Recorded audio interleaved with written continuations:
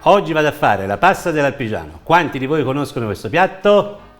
Io, finché non l'abbiamo trovato, non lo conoscevo. L'abbiamo provato, è molto buono, quindi ve lo propongo anche a voi. Però sono curioso di sapere quanti di voi conoscono questo piatto, cioè almeno questo nome qui. Boh. Comunque, al di là di tutto, il piatto è interessante, molto interessante. Allora, cipolle. Prendiamo le cipolle e le affettiamo. Queste sono sufficienti. Padella, metto del burro e lo faccio sciogliere bene. Aggiungo insieme al burro anche un gocciolino d'olio. Passiamo nella farina le cipolle e le mettiamo a rosolare.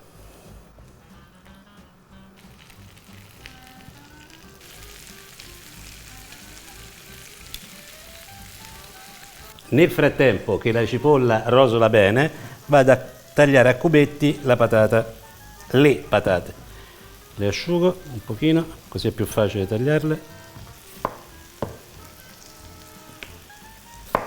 E vado a realizzare dei cubetti abbastanza piccoli.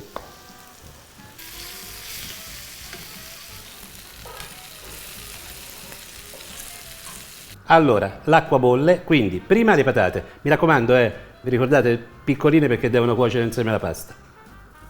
E ora la pasta.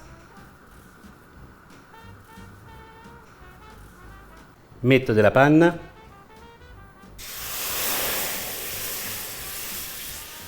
Si vede che avevo la padella già accesa, Non lo fate questa scempiaggine che ho fatto. Nel frattempo la panna si scalda e ci vado a mettere il taleggio. Abbasso anche la fiamma al minimo, che non serve che sia così alta.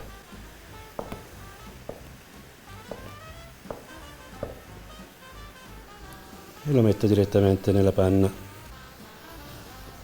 e faccio sciogliere bene. E ora si scola la pasta e ovviamente anche le patate e si mettono nel sughettino della panna con la panna e il taleggio.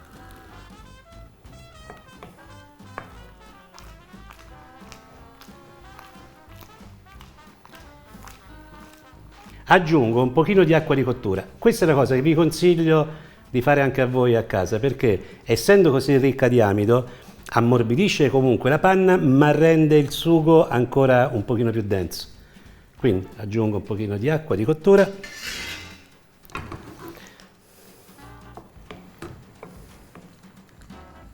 Praticamente alla fine mettete qualche fogliolina di maggiorana. Forse non l'ho detto, ma la pasta deve essere tirata su un pochino in anticipo, perché almeno un paio di minuti in questo sughettino di taleggio e panna ci va tenuta.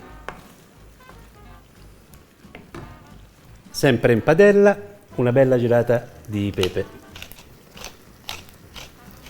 Poi la rimetterò anche nel piatto, però intanto anche qui. Guardate come già è bella densa. Vedete? All'inizio schizzava perché la parte liquida era, come si dice, era preponderante, mi è venuto. E invece ora la patata, l'acqua di cottura con la quantità di amido è venuta cremosissima.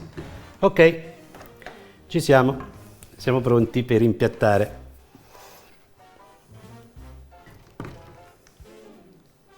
La cipolla.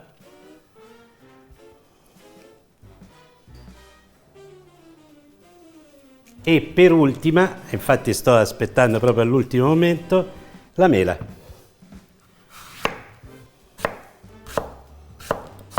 Cubettini, vedete? Cubettini di mela. E li metto sopra la pasta. Ultima gelata di pepe. E ora si assaggia. Ora sarà difficile riuscire a mettere tutti gli ingredienti insieme nel primo boccone. Diciamo, al primo boccone mi limito al rigatone, la patata e la salsa.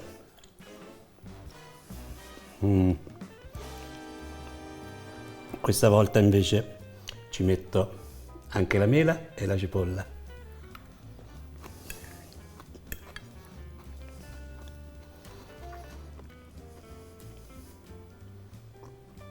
patata mela e pasta.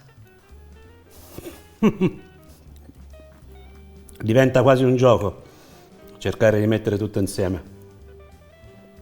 Opla.